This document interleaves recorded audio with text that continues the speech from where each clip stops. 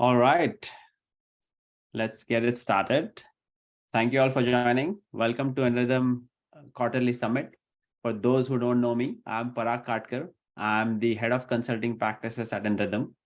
And as a part of InRhythm Quarterly Summit, we are hosting a series of hands-on interactive coding workshops on some of the latest industry trends. And today we are hosting our second workshop of this series, which is our web workshop. A little bit about the summit. Learning and growth is a core value for us at InRhythm. And the thought leaders at InRhythm identify the latest trends in the technology industry for each of our practice areas. And then they plan weekly lightning talks on those trends. And at the end of each quarter, we host a quarterly summit where we go over the summary of the technology trends for that quarter and also do really in-depth, hands-on, interactive coding workshops to learn those skills really well. And where our consultants also discuss their learnings and share their knowledge on how they would apply those skills to the products and platform that they're building. So I'm super excited about today's workshop. And without further ado, I'm going to hand it over to Sid So, who is a lead software engineer for us, to go over the agenda for today's workshop. Thanks, Parag. Hi, everyone. Thank you all for joining our first quarter of 2023 Web Propel workshop, where our presenters, Godfrey, Myles, Dixon, and Wei-Fei Lau, will be presenting on a few web technologies that are quickly gaining traction. Some of our clients have already adopted technologies like monorepo and server-side rendering, while others have yet to touch it. It's my hope that we as InRhythm consultants stay in the loop, that we're keeping up with the current trends, and that we are the ones who are implementing these technologies at our clients if they're not using it already. Just wanted to go over the agenda. So today, 12 o'clock, we've just kicked off. So basically at every 10 minutes of the hour, so 12:10, we'll have a lightning talk. We'll talk about, Godfrey will talk about monorepos, why we need it, and when to use it and where. 12:30, we'll have a hands-on exercise on using monorepos, followed by a break. At 1:10, we'll talk about Next.js, presented by Myles Dixon. 1:30, we'll have the coding exercise. 2 o'clock, we'll have a break. And then by 2:10, we'll have web bundlers by Wei-Fei Lau. And then 2:30, we'll have the coding exercise for that as well. And then by 3 o'clock, we should be able to wrap this up. These are our speakers: Godfrey, who's currently our senior software engineer at Goldman Sachs; Wei-Fei Lau, who's also a senior software engineer at Goldman Sachs; and Myles Dixon, who's a technical lead at Health First. Sorry. Yeah, no worries. Just a quick note about our setup requirements. We're just, use an ID of your choice. We're going to stick with Node 16.19.1, which is basically the latest Node 16 version. Reason being is that we're going to be playing with Storybook, which doesn't play well with Node 18 for some reason. So we're going to stick with 16. And then we can use npm or yarn, your choice for that. Basically, we have this, you guys should see the link that's in the chat window from Myles. Click on that. You'll get to this link here. So it's InRhythm Workshops, gitlab.com, InRhythm Workshops, web/storybook shootout, -tree main. You guys can clone this out or just download it here.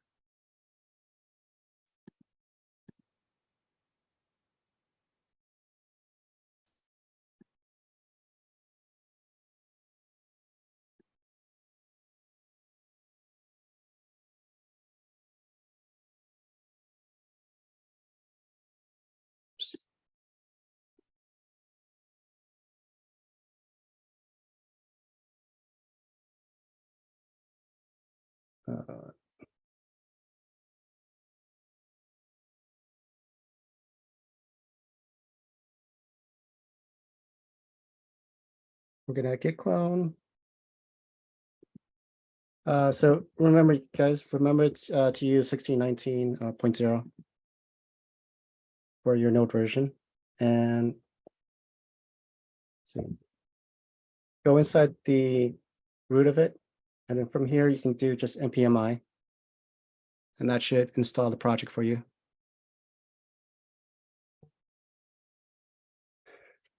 So without further ado, I want to pass this off to Godfrey, who will talk about monorepos.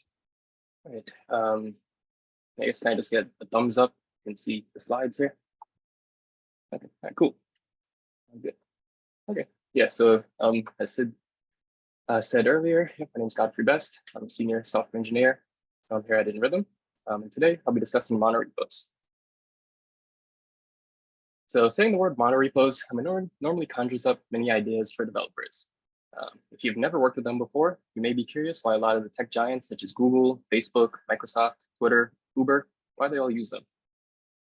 So today we're going to discuss exactly what a monorepo is. We're going to see why it's been gaining popularity in the web dev space. And then we're going to weigh some of the pros and cons to see if it could possibly be a good fit for your team. So to start off, what is a monorepo?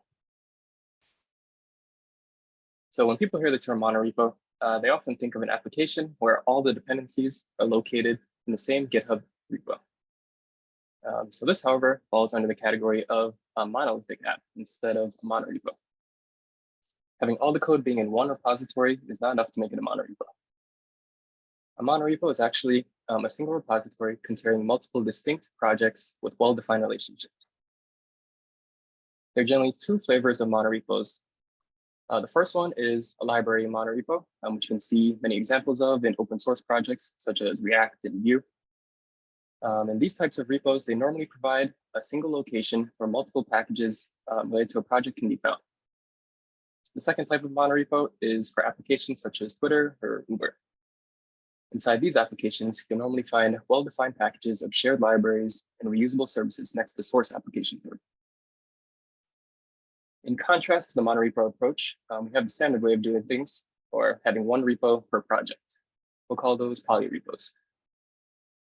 Polyrepos promote autonomy across teams, which empowers them to use whatever tools they would like. That does come at the cost of a duplication of efforts in setting up projects and a reduction in code shareability. Okay, so what are some of the pros of monorepos? So by default, a monorepo user will have access to all of the packages available in a code base. They can allow, this can also allow for better cross-team collaboration, as it's easier to see what other teams are working on and what libraries can be used in their own project. Dependency and versioning management is simplified since users know when they install a package, they get the latest version that the team is currently using. Monorepos also give you the ability to enforce consistency across the projects in the repo in terms of code styles, autosave functionality, and they also can give you recommendation. You can also like recommend extensions like for the IDE, like for VS Code, let's say. Another benefit is the immediate feedback you receive when a change in the library package API breaks a consumer package. The consumer package's pipeline will fail, and the library author can then quickly rectify the situation. Another benefit is that without the overhead of setting up a repo from scratch in the polyrepo approach, new projects and experiments can quickly be created and removed. So having all the projects in one location can make it much easier to orchestrate in what order projects should be released as well. So now that you're excited about all the benefits of using a monorepo, let's see how we could set up a basic one. So in my opinion, NPM workspaces is the simplest way to start a monorepo. There are no additional dependencies required once you have node npm. And as we'll see in a few moments, through a slight modification to your package.json files, you can gain some of the benefits of using a monorepo. So now I'll switch screens here. I'll jump over to demo. Okay, so now I'm in VS Code and have just a very simple monorepo example. So this is about as bare bones as it gets. So just have a package.json file here. So inside here, things that you'll want to note.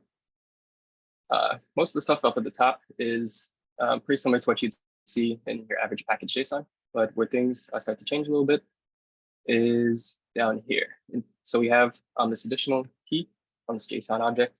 I'll call it workspaces. And here we define two workspaces that can be found inside the packages folder. I'll jump into this packages folder. We have one that represents a backend project and another one that represents a front-end project. So let's start with the backend first. So inside this package JSON, you'll notice that we have a name for the package. It follows this convention where you see it doesn't have to follow this, but this is kind of a common convention where you have @ and then the name of the entire project. So if this project is monorepo example, and then / and then the specific package name. And then we give it a version, which you'll see will come up later, and then just the main file that's going to be run.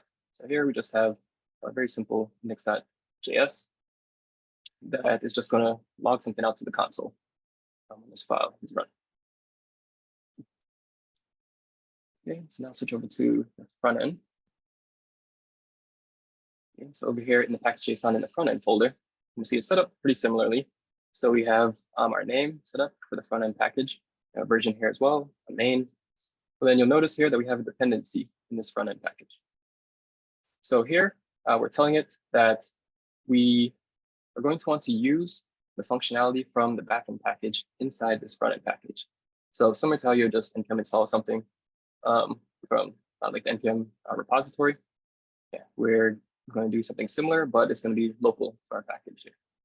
And this is where the version that was defined inside the backend's package.json. So this is where that comes into play. So it has to match here. Okay. So yeah, inside our front end package, all we're doing is we're requiring, since we're just using regular JS, not TypeScript, we're requiring the backend package, which is just that one function, which is a console log, and then we're just calling that function. So here, if our npm start,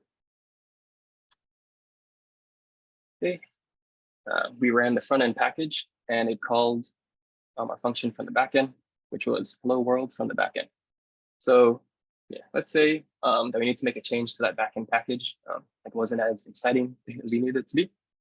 We need a few more exclamation marks in here. Yeah, so now if I rerun the front end package, we'll see that we automatically get that change here in our front end package. So yeah, so we only had to change it inside the backend. So if we compare that to the polyrepo approach, so if this backend package was in a completely separate repo, the probably most common approach that we would do is we would have to publish that backend package. So we push it up to npm and we publish it with the version. We'd have to update the version when we publish it to reflect this change. Then in our front end package, we would have to update the version inside our package JSON, another npm install. And so, yeah, as you can see, there's just a lot more steps involved if we do it with the polyrepo approach or with this monorepo approach. Yeah, we just automatically get the change directly into our front end package. Okay, so I'll come back over to my talk here. Okay, so as we just saw in that example, yeah, so monorepos, they have a lot of benefits, but yeah, they're not a silver bullet either. So just like most things in life, yeah, there are some cons to it. Yeah, nothing is perfect. So what are some of those cons? So something that we just saw is that you can have sim-linked projects, which can make tracking down dependencies or dependency trees a lot more difficult. Then in order to prevent your testing and build times from growing out of control as you continue to add, so we just had 2 packages just now, but let's say your monorepo grows and you start to add multiple, multiple packages, then yeah, you probably need some additional tooling in order to prevent your CI setup from just getting out of control. Okay. Another con is that if there are many contributors making changes at the same time across different packages, your MRs may fall behind the head of the branch very quickly. Okay. And then another con is that as teams need to be on the same NPM package versions, this may require certain projects to upgrade before they are ready. And this would require coordination across different teams in order to stay in sync. Okay. Now, there are many powerful open source monorepo tools available to help address some of the issues mentioned earlier. Some of the most popular ones are TurboRepo, which we'll look into a little bit later, NX, Bazel, Lerna, and Rush. Now, each one has its own pros and cons, but they all aim to make building the monorepos a little bit easier. Many of them aim to reduce CI runtimes by not intelligently finding what parts of the code have changed and running the pipeline on that subset of changes. They also provide useful visualizations, but some of them provide useful visualizations so you can see what packages affect each other. They also give you the ability to run tasks in the correct order or in parallel. For example, if you need to run multiple servers while you're doing development. And some tools even provide ways for you to limit which parts of your code can be accessed by other projects. Okay, so in summary, monorepos, they're definitely not monoliths. They provide a flexible code base that promotes cross-team collaboration. They're not a silver bullet, and there are time and effort investments that will need to be made in order to overcome their downsides. But with the help of monorepo tools that exist, they can be a productivity boost for you and your team. So using a monorepo also does not have to be an all or nothing choice. You can have multiple monorepos across departments or have a combination of monorepos and polyrepos. Okay, if you want to learn some more about them, there's some useful links here that you can check out. Hey, Hey, Kevin. Godfrey, how's it going? Great presentation so far. Yeah, I just had a question. Can you go back to the cons slide? Mm-hmm. Yeah. So I when you did that demonstration, it's pretty cool. So you updated the back end and then the front end sort of just automatically had that change. And while that seemed really cool, I was actually thinking, couldn't that also be a downside? And I wasn't sure if you listed that here.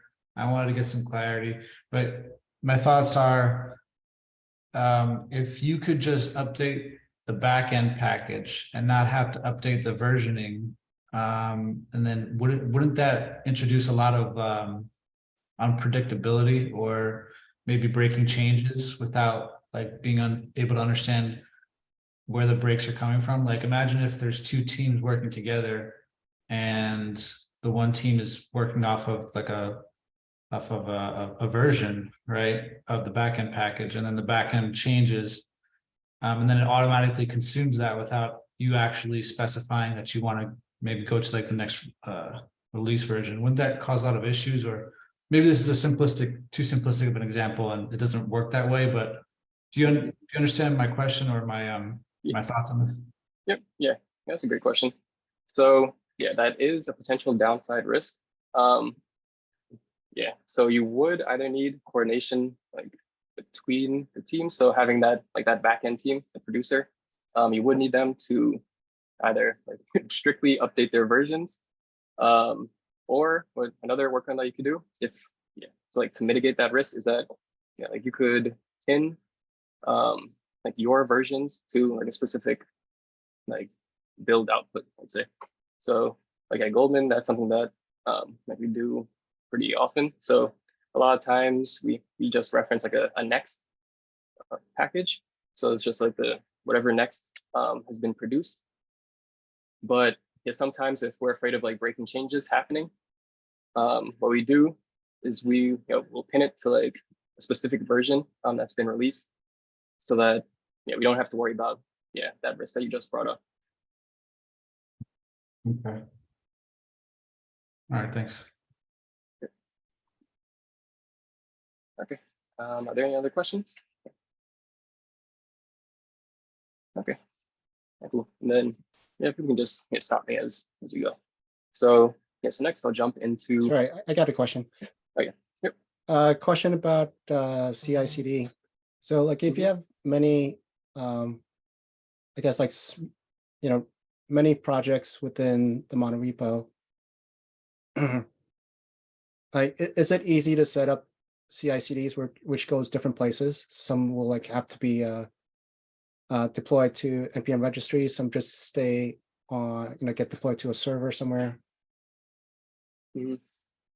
So yeah, so that I guess one depends on like what CI service you're using.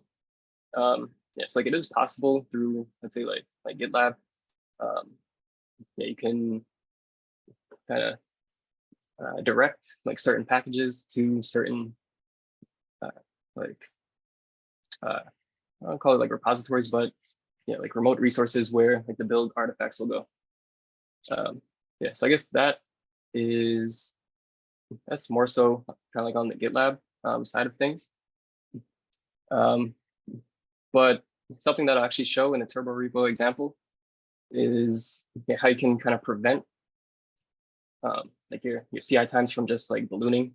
So turbo repo uses like intelligent caching, so that even as like your monorepo grows, yeah, you can still kind of cut down on the CI times, because it'll only really look at the specific packages that have changed, and really only build those and just use the cached resources for everything else. All right, thank you. Yep.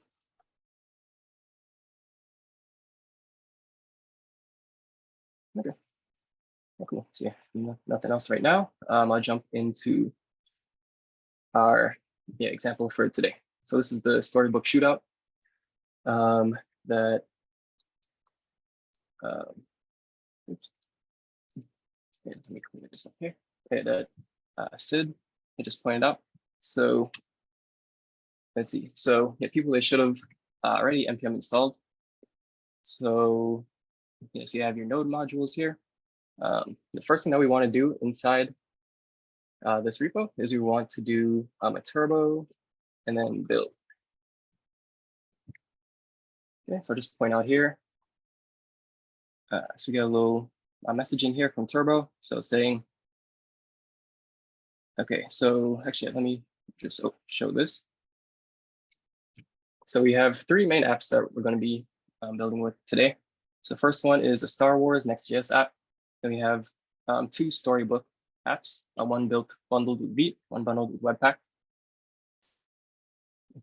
Okay, and I guess for people that have more of the storybook is just a tool that's used so that you can test your components in isolation. Okay, so the first thing that we see here is with this build that's run. We see that this build is coming from the Next Star Wars app. And then we have the storybook Webpack and storybook Beat. So we see that it says that the cache was missed. So this is because Turbo, it's the first time that we're building it, so there's nothing cached yet. And then if okay, yeah, it's just this error here. So yeah, so if you run into this error,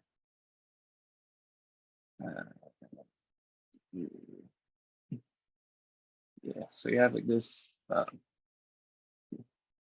crypto hash function. So we just find there's a node option that we have to set just so you can kind of work around that. So I'll send it in the chat just in case anybody runs into this as well. Put it in the chat here.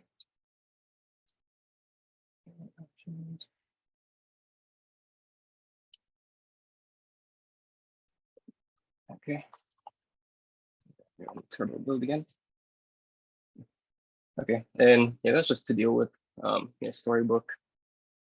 Yeah, like running on the older version of Node. So yeah, so if you run into that, you just use that. And then let me actually just send one more command. So at the end of the day, once we've like finished all of our examples, you can run this command to just remove that option. Okay, so yeah, so this is running in the background. So yeah, so it's building our three applications. So it's building our Star Wars, our Storybook Beat, Storybook Webpack. Okay, so while that's running, let me just walk you through the main parts of the code base here. Okay, so this one is built with npm and turbo repo. So it's kind of similar to our npm workspaces, but we do have a little bit more boilerplate code.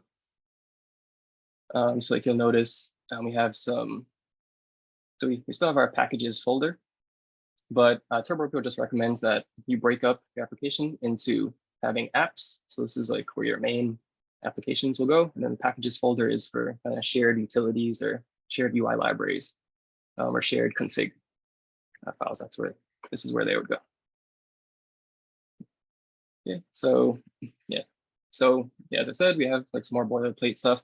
I won't go into everything in detail, just for time's sake, but we have some configs around TS, ESLint, ESLint ignore, npm RC. And then, but the main parts we want to look at here are our turbo.json file and our packages folder. So actually, and our package JSON. So actually, let me start with package JSON. So let me just open up the package JSON here for Storybook V. Okay, and so similar to in the simpler like npm workspaces example, we have a dependency here. So this is for our UI package. I'm just left the version at 0. So we can use pretty much anything that's defined inside our UI package.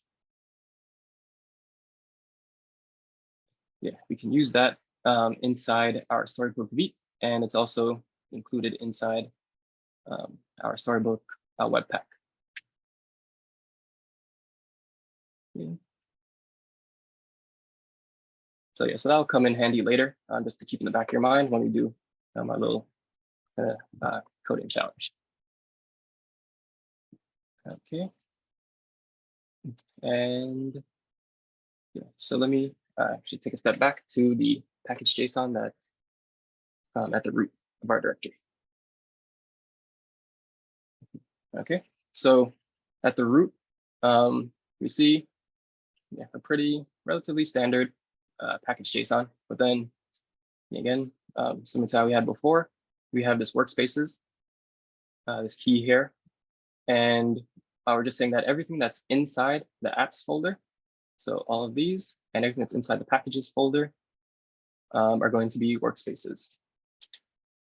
Yeah, so that means that it can be imported, similar to how we did previously in npm workspace example. Yeah. So now if I come back here to our turbo.json file, so this is kind of where like the real magic happens. So inside of our pipeline, the main script that you want to look at here is this build. So what turbo does, so when we ran turbo build, that runs this here. And what this is going to do is going to look inside all of our workspaces, and it's going to see if inside their package JSONs, they have a build script defined. So yeah, the 3, the Star Wars Next app, and the 2 Storybook apps here, all of them had build scripts defined. And so turbo repo, that's why it's running all 3 of them right now. Okay. And we can pass it this key here for depends on. Then we give it a caret build. So that just is telling it that if we have, so while it's running the build, it needs to respect the dependency graph. So if one package, so let's say like the Star Wars app, if it depended on something that was being built inside our shared UI library, the UI library would have to be built before that Star Wars app could be built. And then here, this is where the caching intelligence really comes from. So we tell it where the outputs are going to be. So we have our next. So next project, it produces an output inside .next folder. And then the Storybook application produces the output inside the Storybook-static folder. And so what Turbo is going to do is it's going to look at what gets outputted into these two folders, well, these three folders that are defined here, and then it's going to cache, or it's going to make like a hash of all the files that are in there, and then so the next time that we run, Turbo build, it's going to see, okay, have we changed anything? Has the hash changed in either one of these output folders? And if it has, then it's going to run the build. If it's not, I'm just going to use a cached like output that will just like greatly increase the speed of the build. Okay, and so yeah, so our build it just finished, and we see here that it took 4 minutes and 46 seconds. So that was on the initial build. So now if I do a Turbo build again, let's see how long this one takes. Okay, so we see that yeah, so the second build, it only took almost 2 seconds, so compared to 4 earlier. So that's because it was able to get all 3 of these of the outputs from the cache. So, and this is just running it locally on 3 packages. So another great benefit that Turbo actually has is that it allows you to do like remote caching as well. So like right now, I was the only one that was able to benefit from this caching. So, but what it allows you to do is, so in your pipelines, your caches can also be stored remotely so that the entire team can benefit from that. So let's say, so I run my build, I push it up. Let's say Sid, he's working in the same monorepo. He also pushes up a change. So let's say he changes the Star Wars app and he pushes up his change to GitLab as well. Since like my Storybook Vite and my Storybook Webpack have already been cached, he will be able to benefit from that. He'll be able, in his pipeline, he'll be able to see that, okay, these 2 things haven't changed. We can just use the cache for those, and he'll only have to rebuild the Star Wars app.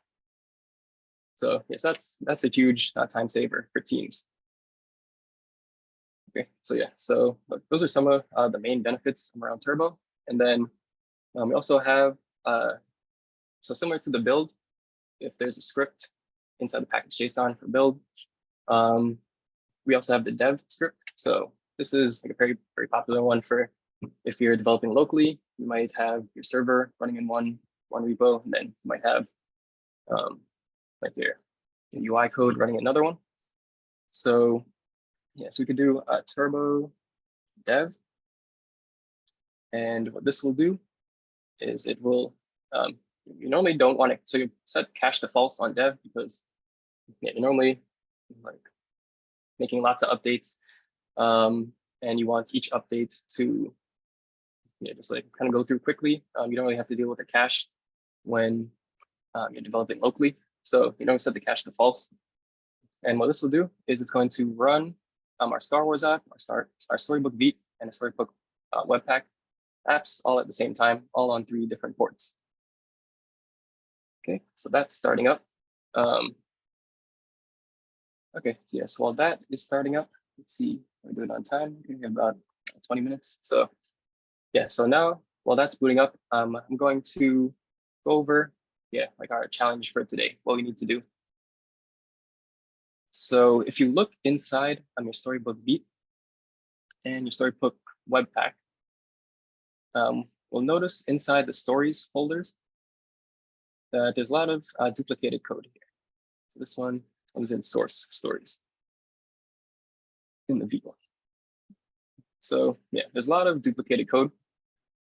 So like, for example, we have this button component, which is duplicated in both packages. So what we want to do is we want to extract this button component, and we want to put them in the shared UI library inside our packages folder. So right now we have a button.tsx. So this is just a little placeholder button. So what we want is we want to take the code that's inside our button.tsx. All right, yeah, so back here inside VS Code. So what we want to do is we want to extract. We want to follow like dry coding principles. So we want to extract this button.tsx, take it out of both of these apps, and we want to move it into our shared UI library and put it inside this button.tsx. And then we want to use it back inside our shared libraries. We have header.tsx is where the button is being used. So in both of them, the header is calling that button. So yeah, so that is the challenge. We want to move it into our shared library and then use it inside both of these header components. Okay, so yeah, so that does anybody have any questions about that? What we're looking to do?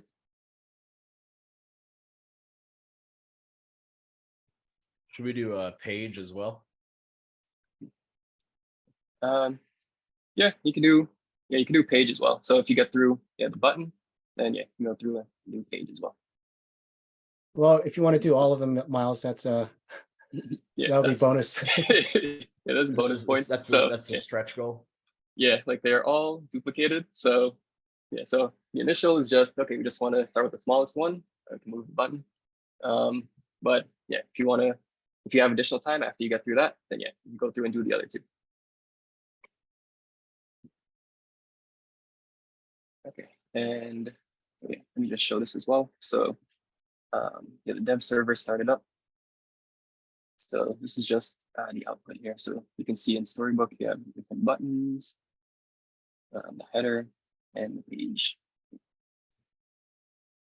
Okay, so this is, I believe, the Vite one. And then just pretty much the same thing for the Webpack. And what we'll see a little bit later, this is the Next.js app. So all three of those started up with one command, turbo dev. So yeah, but right now we're just going to focus on 2 Storybook apps. Okay, so yeah, so I guess we have about 18 minutes. So let people get started on that. And then if anybody has any questions, they can drop it in the chat or just speak up or involved. So yeah, so the first step, inside Storybook Vite. Let's see. So we have the button stories. So yeah, we want to import. So before we were pulling it from the button that was right next to it, button component. So now we're pulling it from the UI component instead. And then we're going to do the same thing inside starting with Webpack. Yep, import from here. And then we moved all the code that was inside that button.tsx inside both storybooks, moved them into the shared UI folder, and then add the button.css as well. So it gets its styles, and then we can go through and do the same thing for header and page as well. So that's pretty much all that was needed. I guess the only kind of gotcha was that you had to import from UI here. But that's the turbo repo demo. You also need to have, if you go to your UI package, you'll need to make sure in your index.tsx, if you do decide to add header and page, you'll need to also export from those components as well. Yeah, good point. So just do the same thing. Cool. Header. Yep. Okay. All right, so you guys can see the graph here? Yeah. Yeah, okay. Cool. So this is another monorepo, which is called NX. NX has been created by some guys who were part of creating AngularJS, who created Angular. Then they decided to, so they worked at Google. They decided to make their own company and be Angular consultants. But while they were doing it, they created this monorepo, NX. And what I wanted to show here was that when you create a monorepo in NX, you can actually create a dependency graph. So you can see like, all right, if I have a cart here, what depends on cart, or what does cart depend on? You can see like cart page, shared assets, shared header, shared styles. And that cart E2E depends on cart, and also depends on shared E2E utils. So, you know, if you think that you have a big mono repo and you have all these projects you've never worked with, I would say like this is kind of an easy way to navigate through all that stuff. Turbo repo does have a dependency graph, but I didn't think it was well, it's not as visual as this. So I think this was kind of like one of the advantages of NX besides the other stuff. That's all I wanted to share. Okay, yeah, thanks. Yeah, NX is another great project to look at. It has a little bit more history than Turbo, so yeah, Turbo is more of the upstart, but yeah, I think there's more documentation and stuff around NX, so if people are interested, you can look at that one as well.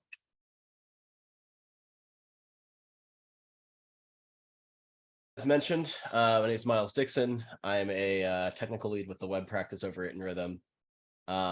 And today I'll be talking about Next.js. So it's kind of, they consider themselves the React framework for the web, where React is a JavaScript framework. Next.js is a quote unquote React framework. So it's built on top of React and add some additional functionality to it. So some of the things that Next.js provides, similar to React, you can still build the front end of your websites and web applications, but it also kind of bundles in a node server in order to serve files, render pages, and create dynamic routes. So some of the kind of key use cases that you'd find for Next.js, places where it performs really well, would be anywhere where you want to use static site generation. So things like a blog, and then anything where server-side rendering is valuable to you. So landing pages, home pages, anything where you're kind of focused on SEO, SEO score. So for those that aren't really familiar with SEO, search engine optimization, when a search engine like Google crawls the internet for results, the more that you can render on the server side, the more information that crawler is going to have when it's going through your page and indexing everything. So by having a server side rendered landing page, or home pages for any various sections of your site, you can help kind of boost and drive those SEO metrics. I want to give a shout out here to Next.js version 13, which is the most recent version of Next.js. It really almost a total refactor and revamp of the framework that brings a lot more power of this full stack approach to your front end. Some of the examples of what they changed was they created this new app directory where you can store your layouts and server components for your React application, and you can stream resources directly from that. And some of the other key features added in Next.js 13 are Turbo Pack, which if that name looks familiar, it's part of that Turbo build, that sort of family of frameworks as well. They created this new Next image component, a new Next font component, and they've improved their Next link component. So some of the places that are actually using Next.js today are sites like Twitch, Hulu, DoorDash, Netflix, Lego site actually, and AT&T. And just to kind of show some of the growth that this framework has had, if you were to go look at the NPM package for Next.js, in May of 2021, it had 1.4 million weekly downloads. 2022, that number nearly doubled to 2.7. And as of today, that number has nearly doubled again. So it is a fast-growing framework as far as popularity is concerned. So I mentioned rendering methods before. In web development, you have the concept of really three main rendering methods. You have statically rendered, so this is going to be content that doesn't really change. You have server-side rendering, which is the actual server hosting your application will render a portion or a portion of that application ahead of time, and then client-side rendered, which is what most of us are familiar with when it comes to React.js. And to kind of visualize what this looks like, so say you have, we'll to that in a second. Say you have like a static page, you don't have data that's changing very often. So any kind of like documentation or blog posts are going to be like candidates for a static page. When you think of server-side rendering, that data needs to be either updated regularly or up to date when it's fetched, or depends on some kind of user input to it. And it's a lot more heavier on the server resources side of things. So some of your examples of that in practice today are going to be your e-commerce sites, or as mentioned before, anything that a search engine is going to crawl. And as far as client-side rendering goes, this is probably the most common rendered application. Any kind of data that's going to be changing frequently as users interact with it. You have page transitions. It's going to be things like an email application or any kind of like a social network. So this is just kind of like a couple little visual aids here. So in terms of client-side rendering, your client is first going to request the HTML from your server. Then there's going to be some kind of an API or database call to get some of this data. And then once you have that data on the client side, you will use that data to render the page into the user view. On the other hand, a server-side rendered application, when your user interacts with your client, that server is going to actually be hosting your HTML. Your database is going to pre-provide that data to your server's HTML, which will render the page. And then as far as the user is concerned, they only actually see one request, one sort of exchange of information there. So when it comes to things like load times, a static site is going to render the fastest because there's nothing really being processed by that static site. A server rendered page is going to have a slightly slower initial page load, but it's going to have a bit of a snappier time after that. And then client rendered is going to be your slowest of the three. Now, when it comes to search engine optimization, however, static site and server rendered basically have the same sort of benefits there, and client rendered is going to be your slowest option for this as well. So when it comes to Next.js, it sort of has this process it goes through. So it will first try to render a page as a static page if possible. Then after that, after it exhausts those options, it will then begin rendering dynamic pages on the server side on demand for any initial pages. And then any subsequent page loads are going to be handled client side. So why is this first page load important? From digital.com, we see here that 1 in 2 visitors will actually abandon an e-commerce site if that first page takes more than 6 seconds to load. Their time is too valuable to them, and they're not going to stick around. And Google has, on the mobile side of things, 53% of mobile users will leave a site that takes longer than 3 seconds to load on their phone. So if your your goal is to really drive revenue and drive user engagement on your website, that first page is critical to how long you actually to that user retention step. So an example of a static page might look something like this. You just have, say you have this homepage component, and all it has here is just a header with a homepage and a paragraph tag saying welcome to your homepage. There's nothing dynamic going on here. So this will just render completely statically. A static page with data fetching at build time, something that that Next supports, you start to use this function here called get static props. And what this function does is it allows you to fetch some properties that you would then pass to your React component. And this will actually take place at build time as opposed to runtime. So then when your application is built, it'll do whatever it'll fetch whatever data it needs, pass that data into the actual component that you're rendering, and that component will have that data available as it renders. Static page, you can take that with dynamic routes, is to take that previous example again one step further, and now not only are your properties being fetched at build time, but your actual routes, your paths are being fetched at build time as well. So say you have some API, and we'll actually explore this later, that provides some movie IDs, and you're going to be displaying a list of movies. Think like a Netflix queue.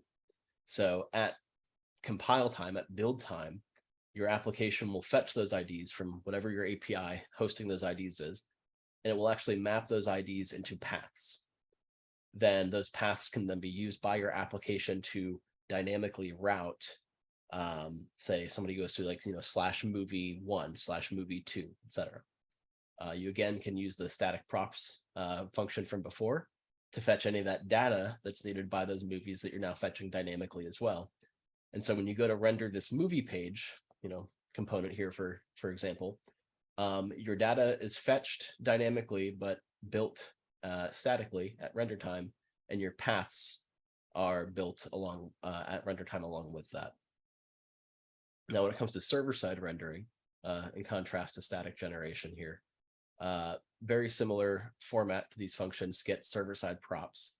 And this is going to essentially call some API, fetch those products in this case, and return those as properties to, return those properties as an object from this function. Then when you go to actually render your component, looks very similar again to the static example here. Now you just be mapping those properties or mapping over that property value and displaying some dynamic information there. So I mentioned routing in one of those past examples with this dynamic routing thought process. So Next actually has a router built into it at Next router, or in this case, we'll be using Next link. So whenever you're working with this dynamic routing concept, you're going to want to import this link component from Next link. And what this actually does is this works with the sort of router that's built into the Next framework, and will handle any of those client-side page changes that you're going. And it's where the performance benefit comes into this is, as a user is scrolling through your page, as soon as that link object, that link element comes into the viewport, Next is going to immediately go ahead and prefetch that page. So if you're familiar with like lazy loading, prefetch is a way to essentially behind the scenes, away from the user's view, your application will fetch some of the data it needs from any kind of a page transition or API call, and have that ready to go so that when they go to actually load that information in their viewport, it's already there. File-based routing within Next kind of looks like this. So Next.js applications, if you ever pull one down or look at an example, and we'll look at an example later, have a very specific way that the files are organized within the application itself. So say we have a website at example.com. So, and this is a Next.js application.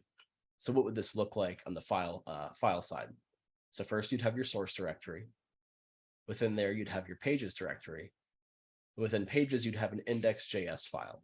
And this will automatically be the file that drives your example.com root level page, similar to like an index.html.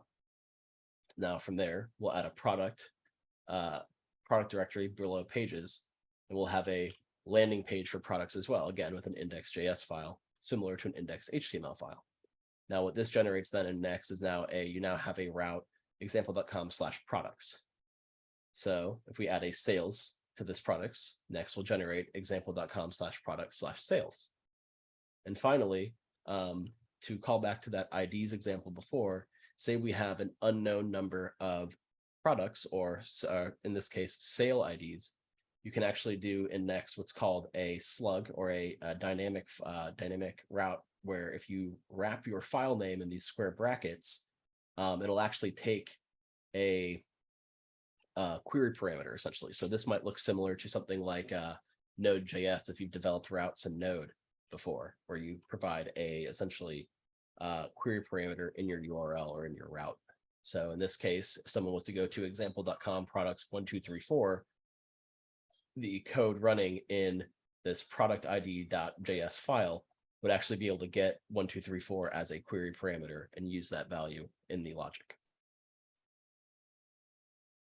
So with API routes, as mentioned, Next has a router built into it. So if you wanted to hook into that router, you can actually pass it a handling function, similar to how you would handle this in, say, something like Express.js, where you can, have a switch statement in here with some different methods, in this case, request.method, and handle your data that you may be getting from some API somewhere, in this case, a get. So you would return and send this data. Or if you wanted to handle posting, again, you would have some method or some handler function to create that data on whatever database you might be using, and then you could just send a status message with success or error on a failure with a reject. So what this essentially generates is in your in that same source pages directory from before, if you were to add a folder called API, the Next framework will then know, okay, this is actually an API handler, not a page to render. So then if you had to call this API from one of your pages, you could do so by hitting this essentially API route here, example.com/API/users. The framework itself will know, okay, this is my file structure. So this is the associated route or API route to go with the logic in that file. Finally, we mentioned lazy loading of links before. If you've ever developed any kind of a web page and had performance in mind, images are probably the bane of your existence. So when it comes to images on modern web, Next.js will convert those image formats to modern performance-focused formats like WebP and AVIF. It will also look at the screen size being rendered, the viewport size that the user is coming from, and it will, if you have the assets available, send the appropriate image size based on that screen size. So for example, on a desktop image, you might send a whole, a higher resolution 464 kilobyte image, whereas on mobile, you don't need that high resolution. You can send a smaller image, leading again to those lower load times, which call back to that first page, user retention. And by default, these breakpoints are defined at 640, 750, 828, 1080, 1200, 1920, 2048, and 3840 pixels. So from 640p all the way up to 4K. Another SEO factor is something called cumulative layout shift. So oftentimes, if you have a website that then loads an image after the fact, some of that content will move, and that's considered cumulative layout shift. So with that next image component that I mentioned earlier, Next.js will intelligently allocate that space on your web page for the image. And then once that image loads in, your layout doesn't shift and you don't get dinged on your performance scores from Google. Lazy loading images. So another kind of key function of this image component provided by Next is that it won't actually spend the network cycles to load those images until you, the user, actually need them. So in this case, at this example.com website, this image down here would not actually start loading yet. But as the user begins to scroll down the page and this image gets closer and closer to coming into the viewport, Next will begin to actually fetch that asset and start loading it, so that when the user scrolls to where that image is, it's already there, ready to go. And if that user never scrolled at all, then they'd never have to load that file. So their initial load experience on this, first step is going to be faster. So in summary, Next.js uses static site generation, server-side rendering for search engine optimization and quicker first page loads. It has automatic code splitting and route prefetching, which results in smaller bundle sizes. And it can handle image optimization for smaller images and lazy loading. And I'd like to share a quick little example here. Figure out how I can change the screen that I'm sharing. Let's go ahead. Oh yeah, new share. Here we go. So let me go ahead and hop over to my VS Code window.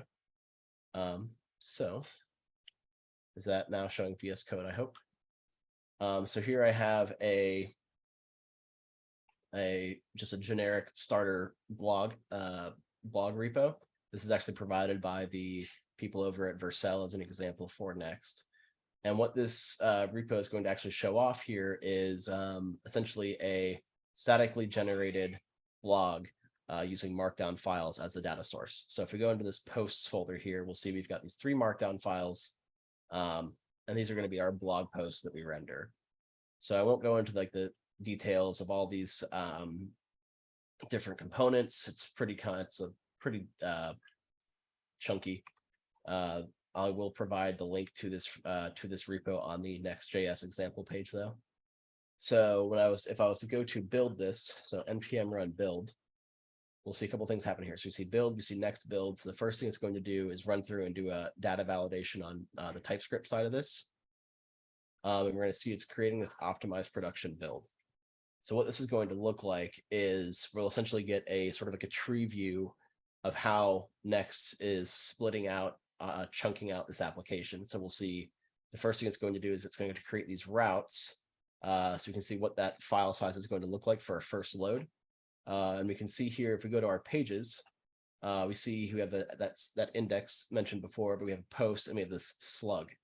So what this is actually representative of is we're going to have a route for, you see here, we have posts hello world, posts preview, and post dynamic routing coming from these 3 blog posts that we've rendered or that we have in our data source. So we didn't actually have to define, a route for each blog post. Next.js took care of that for us via this file syntax here.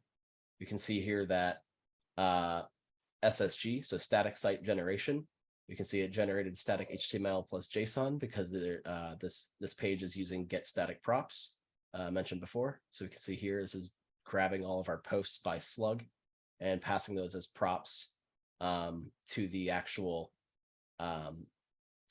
post component defined over here in components. So what this then actually looks like if we were to run this, so npm run, we'll just do an npm start here since we've already built it.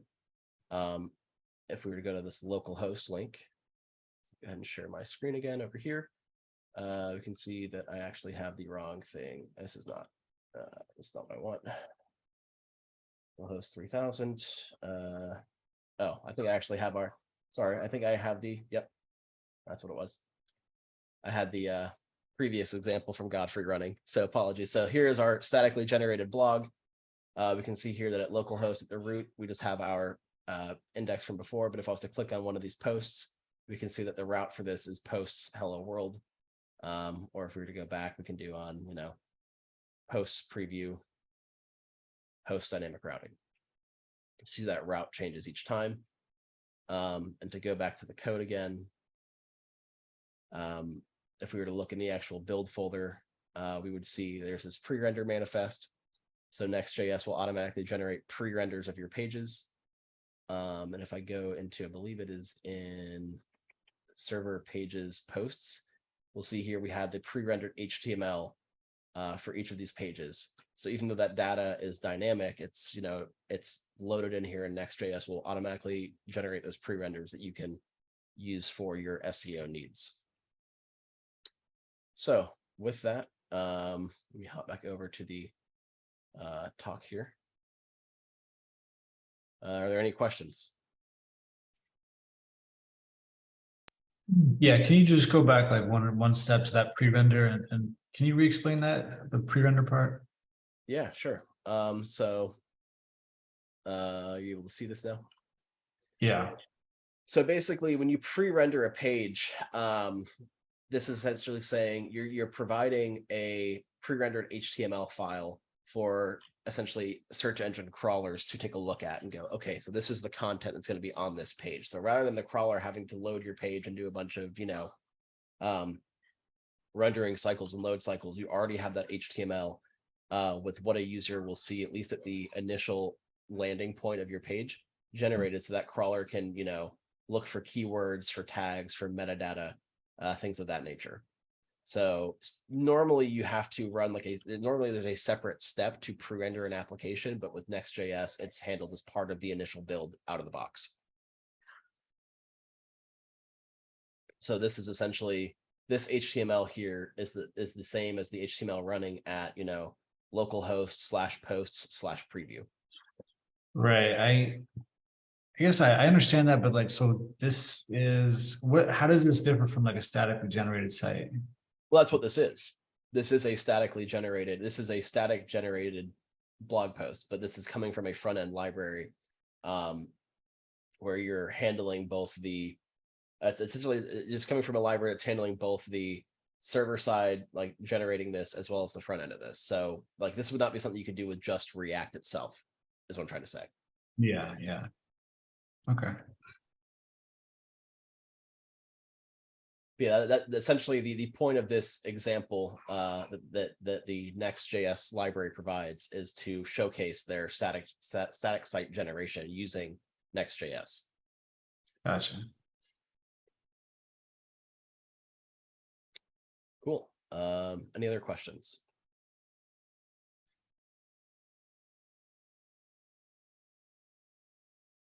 All right. Well, with that, I think we can go ahead and hop over to the coding exercise for this portion of the workshop. So let me go ahead and share my screen again. Change what VS Code library I'm looking at. So from before, as we the same repo that we were working with during the monorepo example, we're now going to shift our focus over to this Star Wars application. So if we take a look at the Star Wars application, we'll see that we've already got a page here called with API, person, and index. You can see here that we have this people API that fetches a person by ID and returns that as JSON. We have this person page that accepts a dynamic ID and takes that person data and just creates a table. So if we were to look at what this looks like, npm.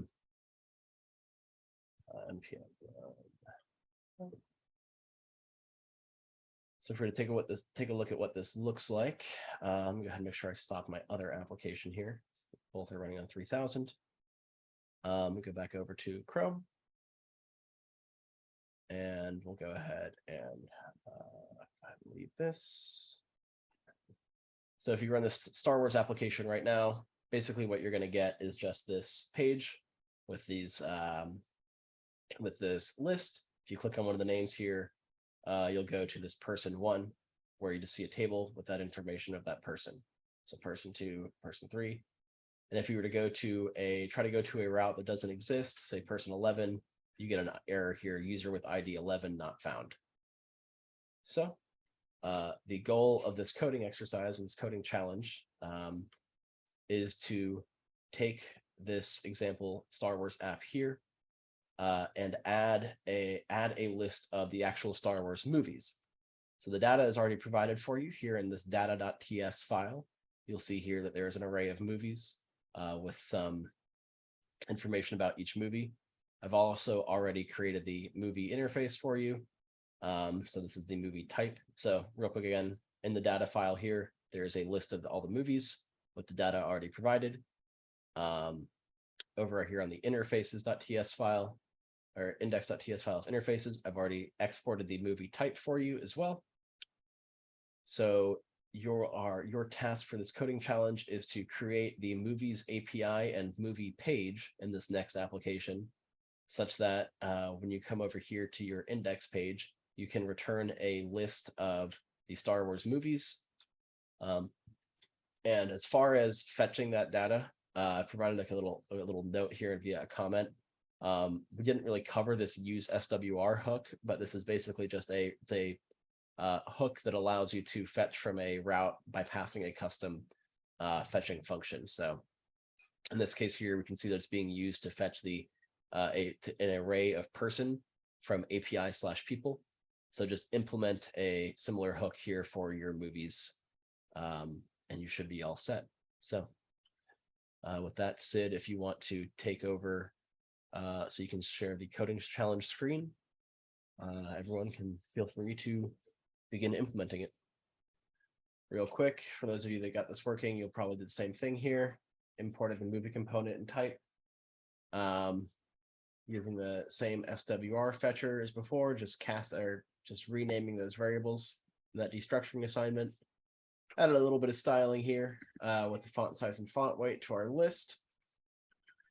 I can go ahead and go ahead and move that comment here. Why not? So I have added the ID TSX file for movie. This was just copy pasted over from person here. So just changing those tables. I added an ID to my table for styling purposes as well. You didn't have to do that. And then for the movies API, this was again, if you followed along with the people API here, just implementing a similar just API for fetching those movies from this data file, making sure you get your types all correct as well.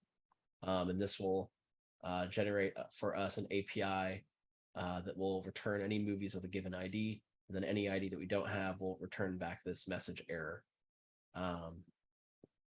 And then if you would have also needed to create this movie component if you hadn't already, or rather filled in the movie component file that was provided. And then the bonus points here, I created a _app.tsx file so that I could import some CSS to the application. So this just passes along these props into the application itself. And I just had this movies CSS file with just some styling on our movies table. So to look at what this looks like when it's all said and done over here in Chrome, we'll see we now have our second list of our movies, and clicking on one of these movies gives us a nice table here with name, release date, genres, IMDb rating, overview, runtime, and director.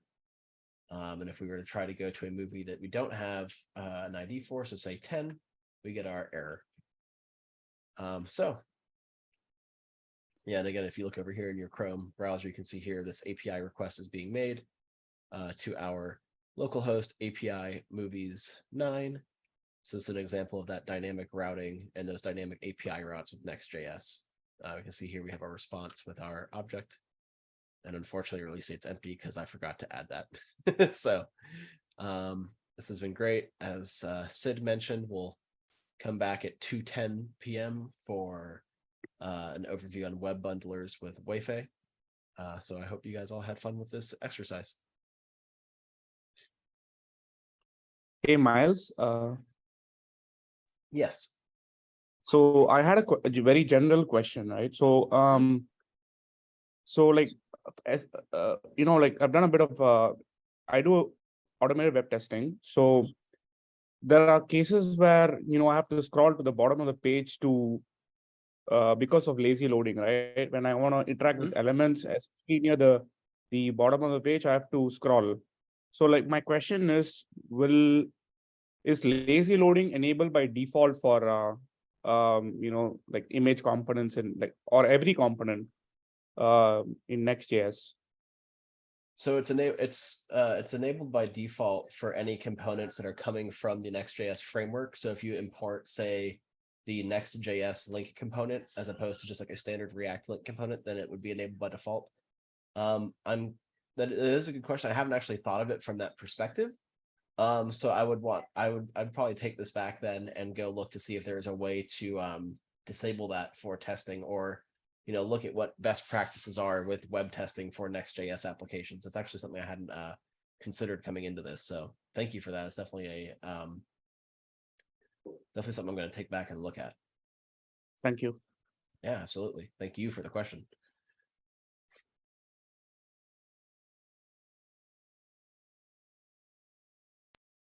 Hey, Myles, still there?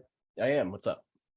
So all this content, this would be statically generated. All right. So with this Star Wars example, in this case, no, just because we weren't invoking the static generation functions.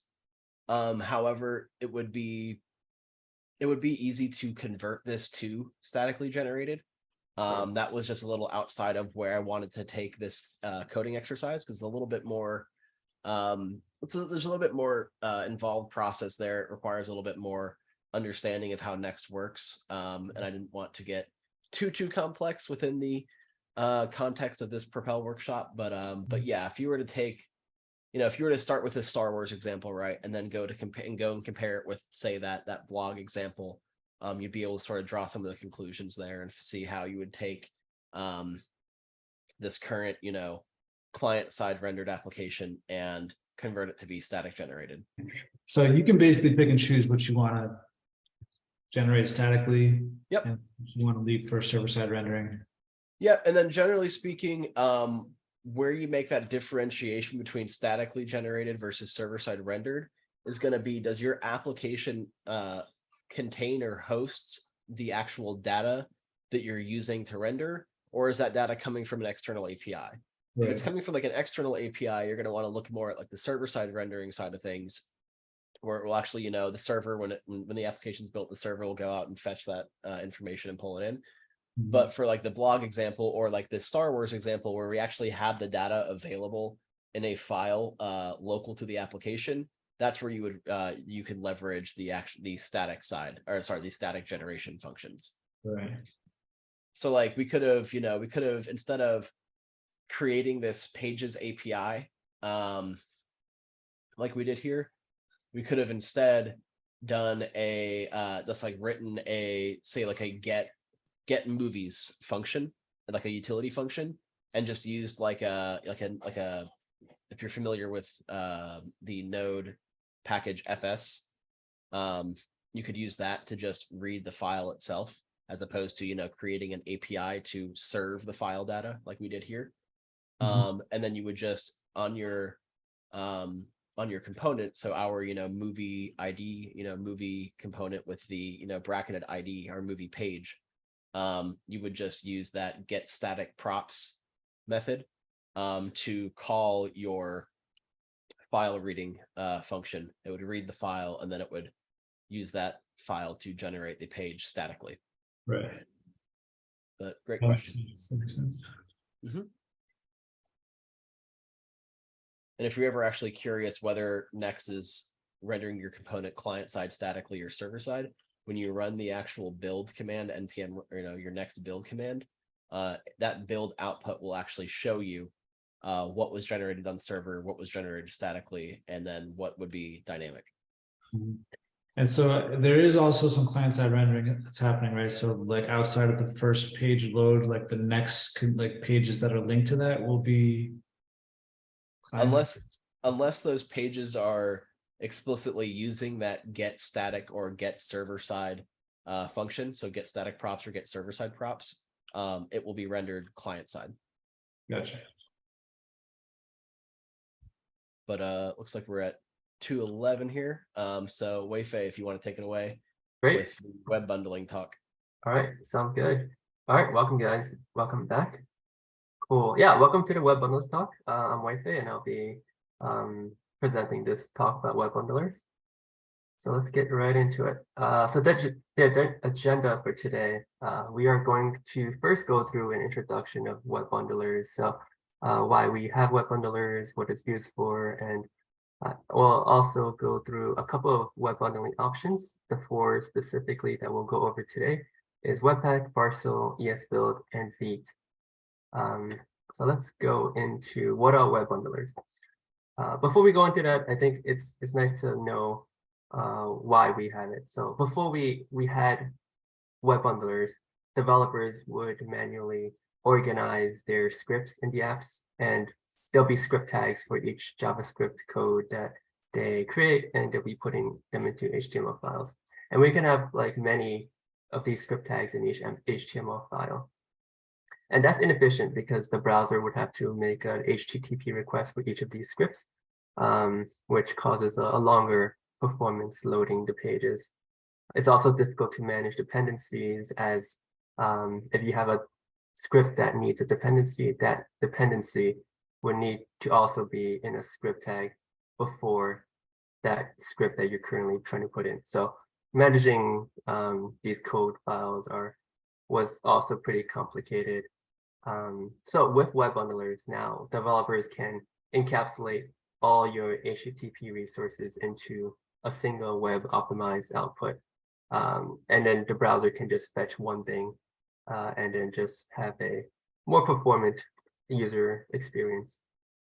A couple other benefits that web bundlers provide, mainly it's improving developer experience and optimizing assets. So going deeper into the developer experience.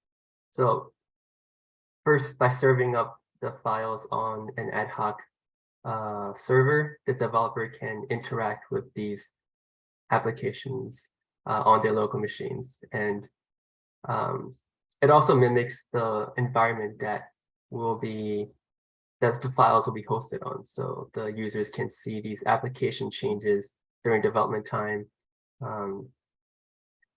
The server also watches for changes and then recompiles the build so that you can quickly see any changes you have in your development server.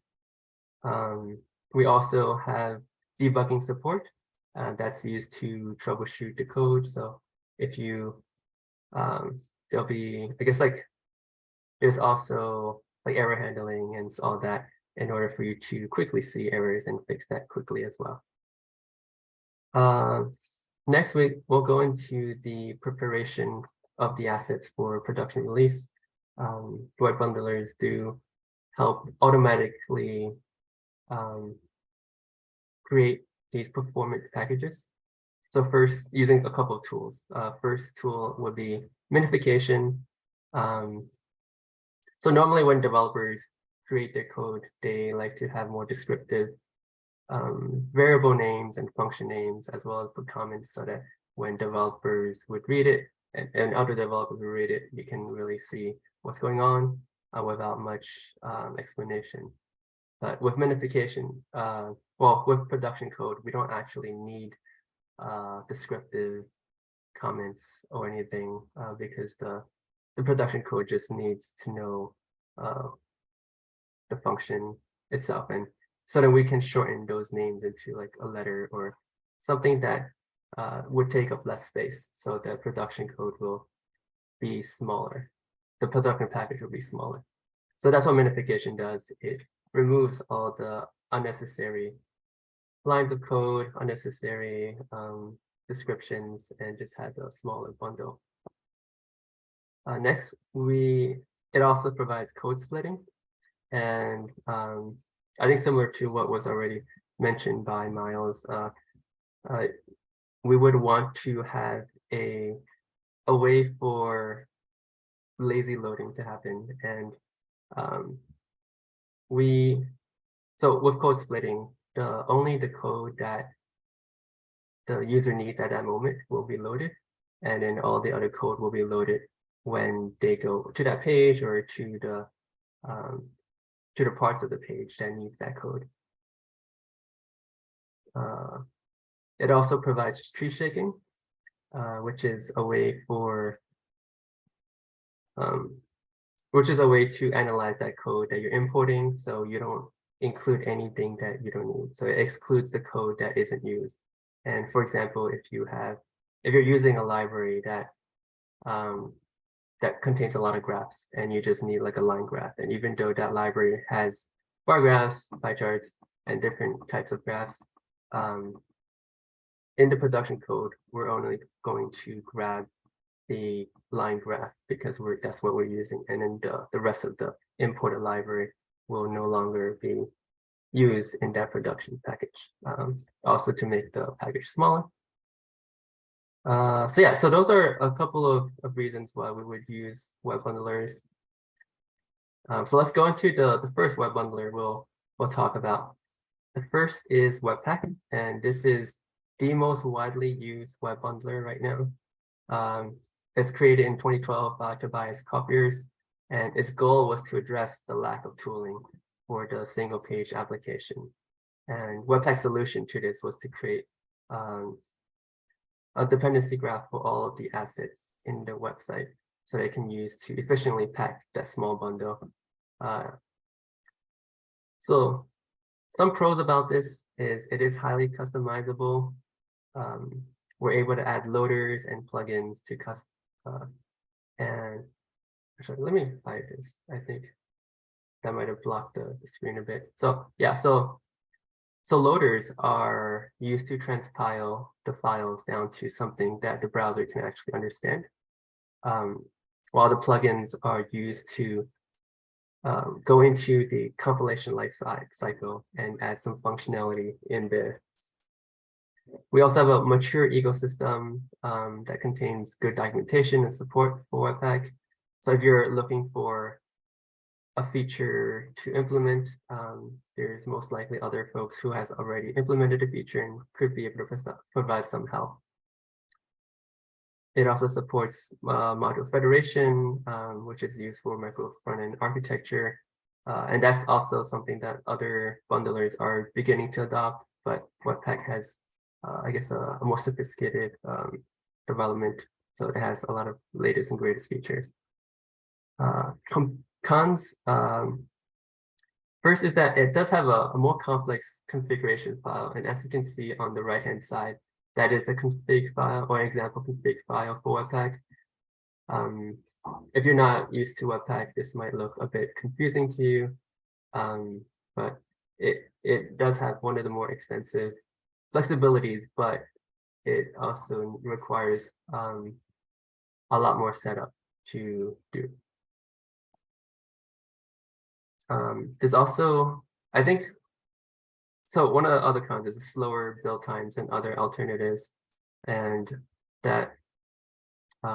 that's also due to the complexity of some of the configuration, and sometimes we do have to import different loaders and plugins that may not be as performant as ones that would come specific to that web bundler. So let's go on to the next web bundler. The next one is Parcel. And Parcel was introduced in 2017 by Devin Govett to solve the frustrations of the growing complexities of web bundling, and their complicated configuration files, as we've seen in Webpack.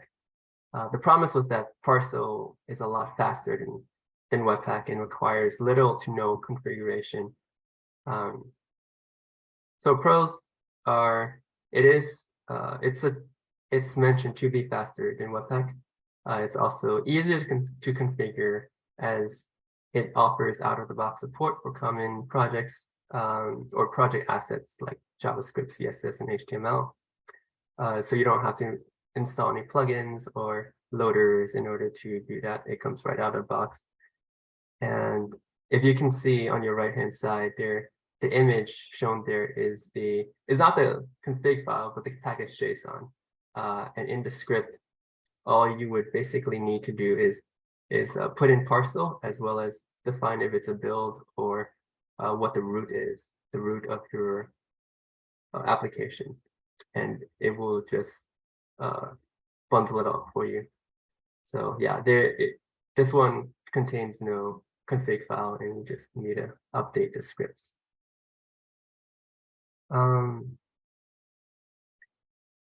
Cons is, as the project gets more complicated, extra configuration would be needed, and in that case, you can use a config file for Parcel, and then you would have to add in the SVG support or some kind of support that you need for a more complicated configuration.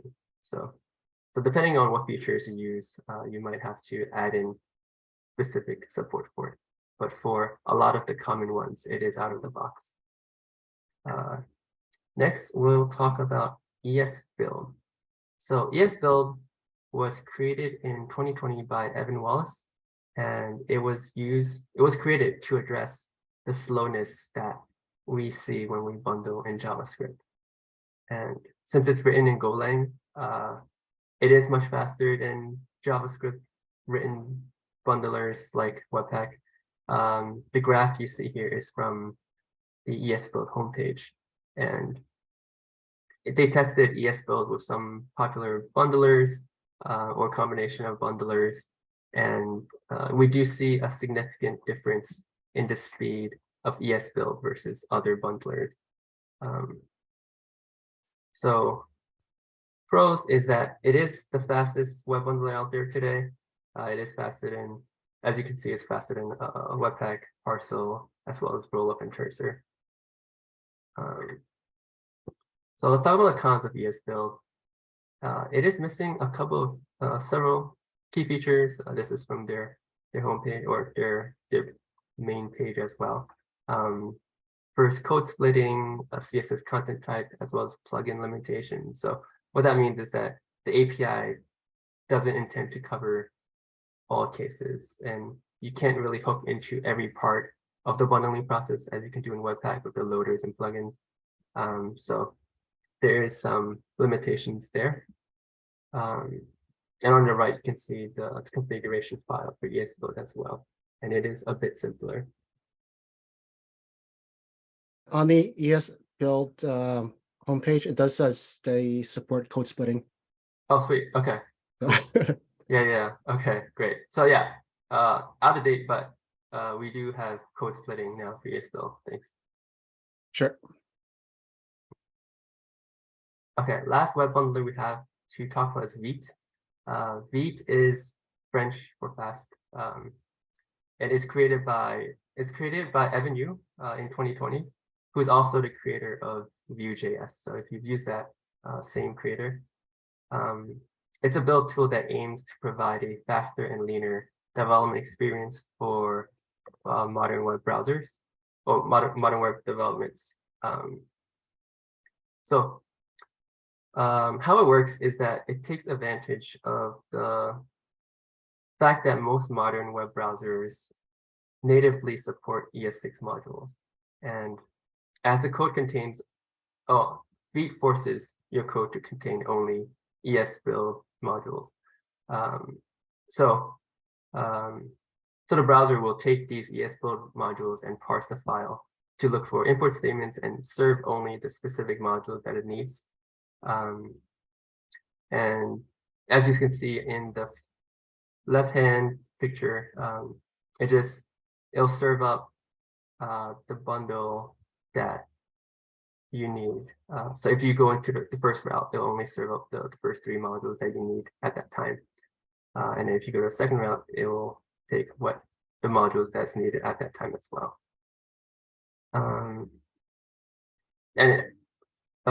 The difference between traditional bundlers, as you can see on the right-hand side, the native ESM-based dev servers, that the modules are all compiled and inserted at the same time. So yeah, it's just a different way of bundling and serving up the files. So pros are that it does improve hot module. It has improved hot module replacement, and it is faster than, I guess, normal hot module replacement.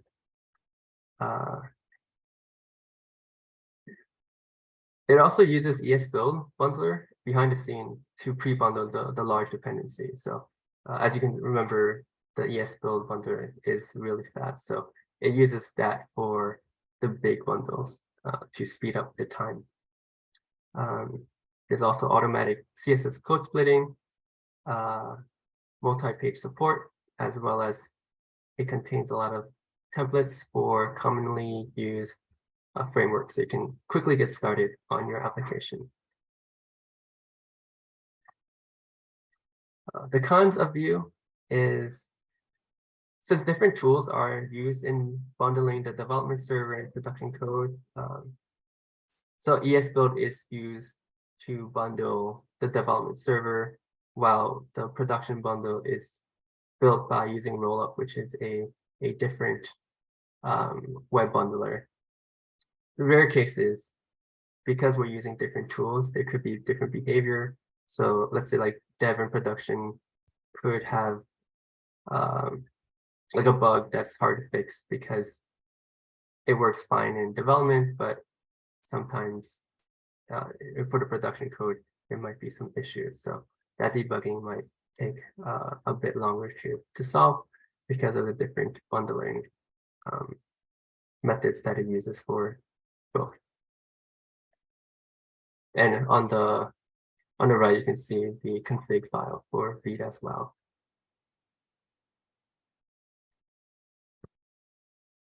So in conclusion, these are just a couple of web bundlers out there, and there are many more web bundlers, as well as new ones coming out like TurboPack. And I think it was mentioned before as well. It's created by the creators of Webpack, and it's meant to be the successor of Webpack. So yeah, more to come on that, and I think that's there's just a lot of new development for web bundling as well. So I hope this made you interested enough to try some of these out. And as you can see, there's a graph over here, and that is that's some data that I had when just playing around with all of these bundlers, just comparing their build times and package sizes. I've included the code for that in the storybook shootout repository. So the code is there as well if you wanted to play around with that and do your own research on it as well. And did you have any questions? Not so much a question, but I just wanted to throw out there, as Wei-Fei mentioned, TurboPack. Right now, you can use it in its alpha. It's currently available with Next.js version 13 projects or applications. It is super fast, I will say that. It blows pretty much everything else out of the water right now. But it is still fairly limited in terms of what frameworks you can use it with. But yeah, other than that, this was great. Thanks, Wei-Fei. Great. Thank you very much. Yeah. Yeah, thank you. Thanks for listening. We do have a couple of exercises it's not like really coding exercise, it's more for you to get a feel of the different web bundlers we have, and just to see how the difference in the build speed as well as the production code build size. So we can jump into the storybook shootout.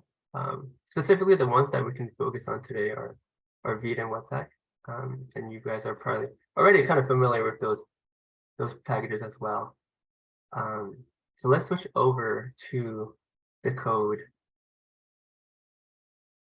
And did you guys npm install in the root? I think you did. You might have done that for the previous exam or exercise. Yeah, everyone should be fully installed already by now. Okay, great. So in that case, let's jump into the folders for Storybook, Vite, and Webpack. So let me just go into that right now for both. You could probably just do like a split screen. So let me do that.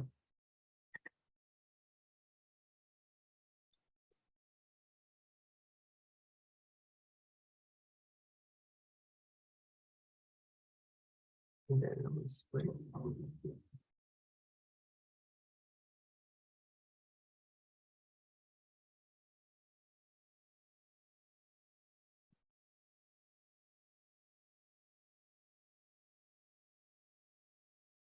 Okay. Okay, so now we have both Storybook Vite and Storybook Webpack open. So essentially, we're just going to compare the time it takes for the dev server to load, as well as the production build. So let's start off with the dev server, and you can run npm run Storybook on each.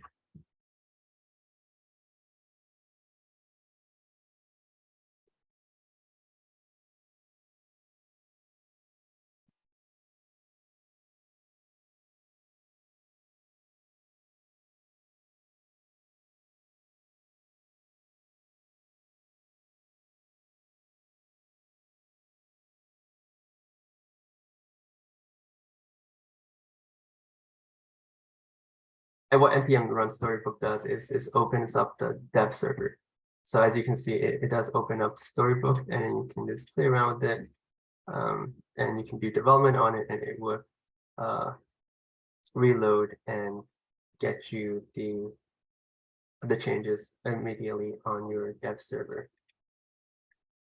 So in comparison, this side is Vite, and this side is Webpack. And you do see a difference in the time it takes for you to set up the dev server. So it looks like Vite took 3 seconds, while it took about 18 seconds for Webpack to run. And let's take a look at the production bundle for both of these web bundlers. So if you do npm run build. First off, Yeah. does anyone have a guess on which one's going to be faster, Vite or Webpack? Vite. All right. All right, let's try it out. Use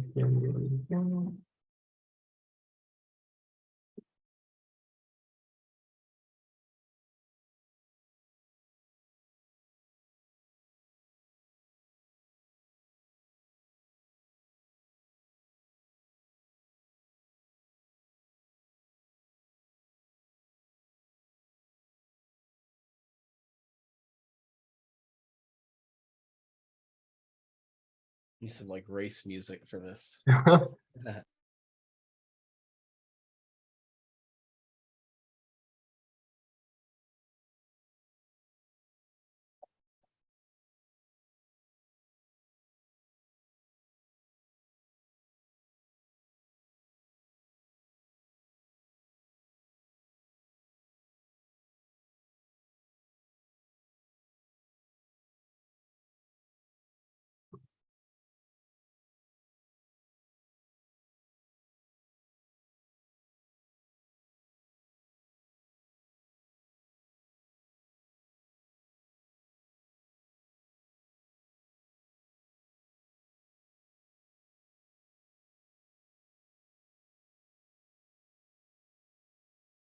Okay, yeah, I think Vite was faster. Let me see if there's a actual time.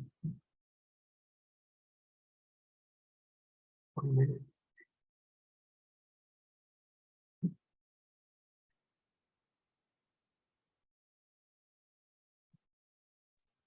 It's like 4 seconds faster.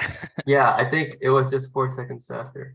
But I guess Vite does win in this speed test. Let's do a quick size test. So I think we can do this usage of.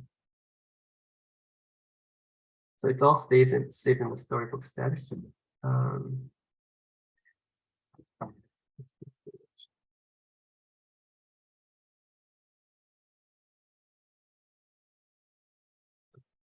And it looks like Vite actually had a bigger bundle size than Webpack, but it was a bit faster. So yeah, I think this makes sense. I think as you scale it, it would be a bigger difference. So this is something to also think about when you're implementing the bundlers.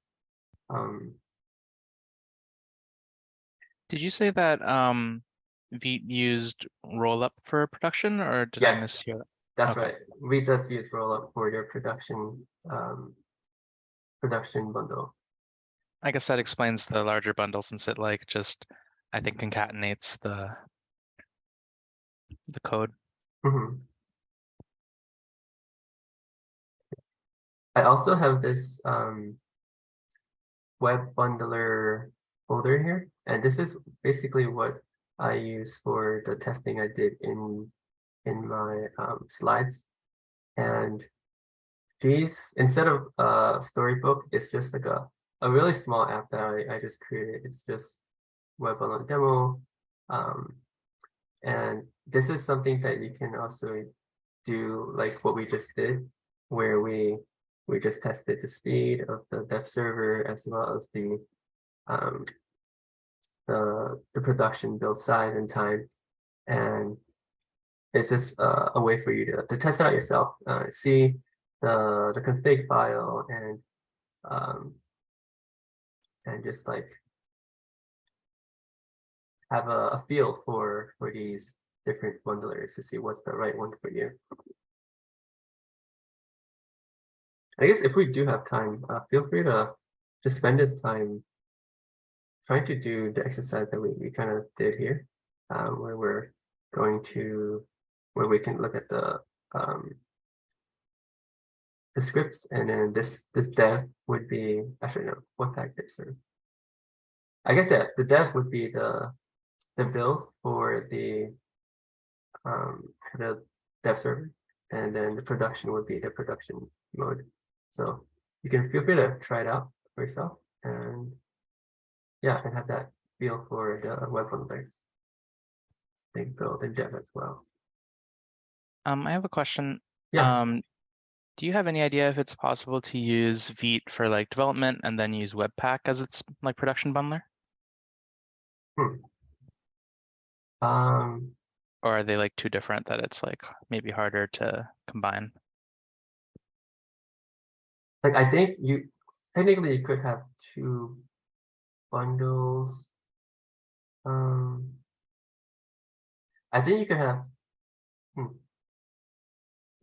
Or aren't they separate commands? Like one to just start the development server, you can call Vite, and then Mhm. when you say npm run bundle, it's calling you can explicitly call webpack Yeah. bundle. Yeah, Yeah, you you can could have definitely like a config file for Vite as well as Webpack, and then yeah, exactly. So in the script, you would specify which one you would use and the root file, and I think that should work. Cool, thank you. All right. Well, thank you, Wei-Fei. That was very informative. Thank you. I like the fact that you pointed out that Vite might be faster, but in terms of the size, it may not be the best if that's what you want. Same thing with the monorepos. Depending on how big your repo is, one might be better than the other. But if it's going to get to a certain size, some large size, you might have to think about a different repo, which might be more suitable for larger size apps. So these are things to think about. I just hope that you guys enjoyed the presentation. I certainly did. After Godfrey gave the monorepo lightning talk, which was actually last year, I think, I actually started playing around with monorepos, and so I've been trying to incorporate that into my latest project. So thank you, Godfrey, thank you, Myles, and thank you, Wei-Fei, for presenting. Absolutely. I hope it inspires the rest of you guys to look into it, get curious about it, and start playing around with it. Off to you, Prague. Nice. No, really well done, guys. It was really amazing. First of all you guys, thank you for participating. But I hope you guys find it valuable for your learning and growth.